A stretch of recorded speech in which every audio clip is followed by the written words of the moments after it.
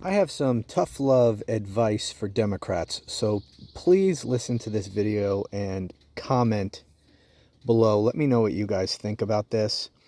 I'm just so you know, I'm here. It's Sunday. I'm in my, in my backyard doing work. I'm all sweaty and nasty, and so not the best time to jump in front of the camera. So I'm just gonna sit here and talk. Just driving around thinking, as I normally do. Anyway, I am a former Republican. No more. The Trumpification of the Republican Party, that it turned into a abject personality cult, was the last straw for me. And, I've been out for a while.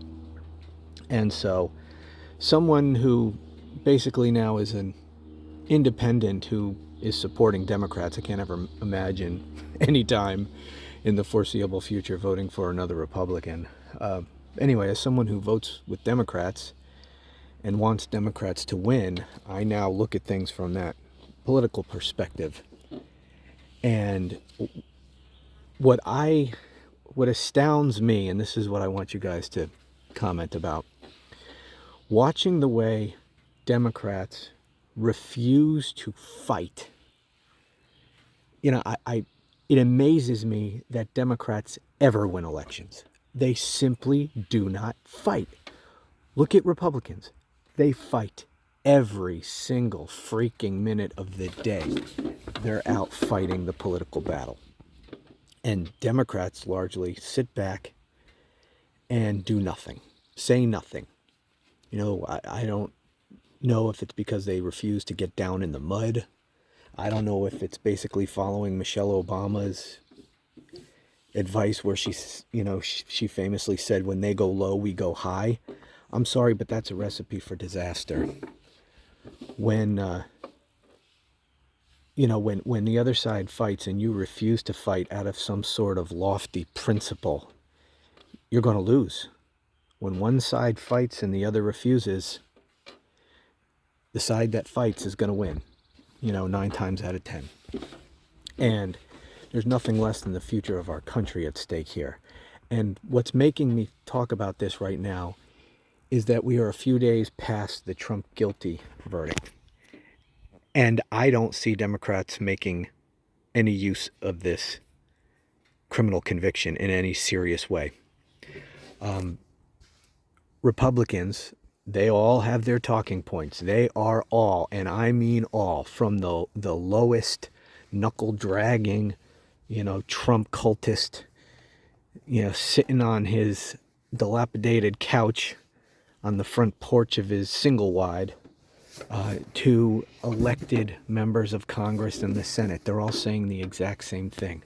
They're all saying that this was a rigged process, and you know what they're saying. They're defending Donald Trump. They're attacking the process, attacking the system. And largely, Democrats are not saying anything.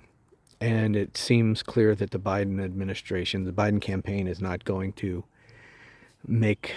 use this as a political weapon against Donald Trump. Now, maybe that's a good idea or not, but that seems to be their approach. But whether or not so say the Biden campaign thinks it best not to talk about the conviction.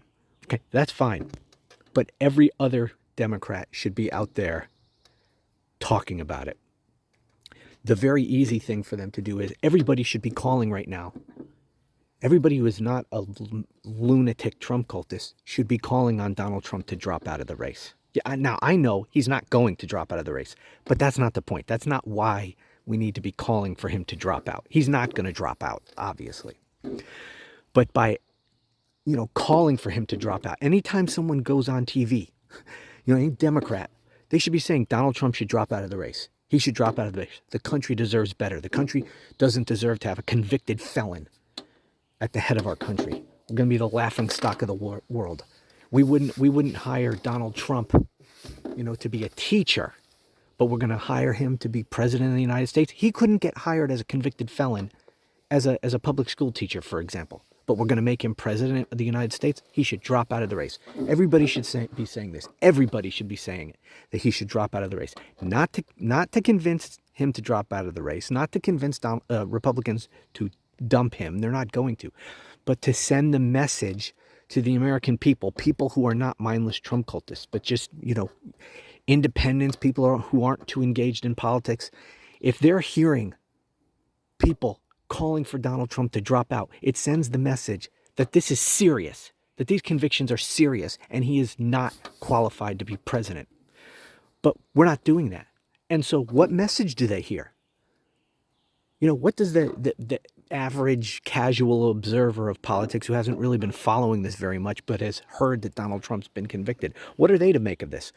Well, they hear one side screaming that it's injustice, that it was a rigged process and all of that. And then you hear the other side say virtually nothing. Well, what are they going to believe? You have to approach politics on the assumption that the American people, by and large, are ignorant and stupid. Okay? Do not assume that they're going to come to the right conclusions on their own. Do not assume that they're going to hear that he's been convicted and that, oh my God, we can't elect a convicted felon. Don't assume they're going to come to that conclusion. You need to be telling them why this was so serious and why he's not fit to be president. Otherwise, they might decide, hearing only Republicans make their case, they might decide that it was a rigged system, and then they start having sympathy for him. Or they might just decide, it must not be that big a deal. Nobody's even calling for him to drop out of the race. I mean, he's still a candidate. It must not be that big of a deal. So, this is the risk we run. We've been handed this political weapon on a silver platter, and we're not using it to full effect. I don't understand this. I don't understand it. Imagine if Joe Biden had been convicted on 34 felonies. What would Republicans be doing? You think they'd be saying nothing like Democrats are? No! This is insane to me. It's absolutely insane to me. Our future is on the line here. It all comes down to this. Imagine, God forbid, imagine if Donald Trump is reelected. He will be a man who has survived 2 impeachment attempts. He has been charged with 4 indictments with 88 criminal counts. Most of those are not going to go to trial before the election. This New York case is probably the only one that's going to go to trial before the election. He gets convicted, and if he wins, how invincible is he going to feel? That he survived 2 impeachment attempts, all these crimes he's committed, all these indictments, even being convicted, and then still gets reelected? And he's bent on vengeance. The Republican Party is talking about, prosecuting. I just saw this morning, they're talking about congressmen. This lunatic Ronnie Jackson, he was on whatever, probably Fox, talking about how Republicans are now going to go after Joe Biden. As soon as they get in power, they're going to try to criminally prosecute Joe Biden and his entire family, is what he said. This is insane. This is what they're going to do. What do you think Trump is going to do if he is empowered again after surviving all this? He's going to feel untouchable. He's going to feel that he can do anything that he wants, and he's going to be bent on revenge. And there's going to be no one and nothing to stop him, because nothing has stopped him, will have stopped him if he gets reelected. Not even a criminal conviction. 34 criminal convictions can stop him. 2 impeachments. Nothing stops him. He is going to feel that he can do and get away with absolutely anything. This is what we're up against if Donald Trump wins. And what the hell are Democrats doing? Virtually nothing.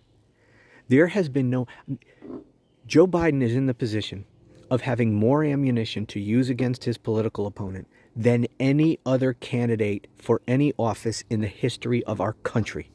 No one has ever had this much. Donald Trump is a 34-time convicted fucking felon. Okay? He's facing 3 more criminal indictments. He's been impeached twice. All the personal stuff. He's been adjudicated of rape. Adjudicated responsible for raping a woman. I mean, there is so much to use against this man. Joe Biden has more dirt to use against Donald Trump than any candidate has ever had to use against another candidate in the history of our republic. And near as I can tell, Democrats and the Biden campaign are doing virtually nothing. As I said, as a former Republican who is now joining Democrats in this fight against Donald Trump and MAGA, I just can't believe it. I can't articulate in words how unbelievable this is to me, that we have all this to use and they're not doing a damn thing.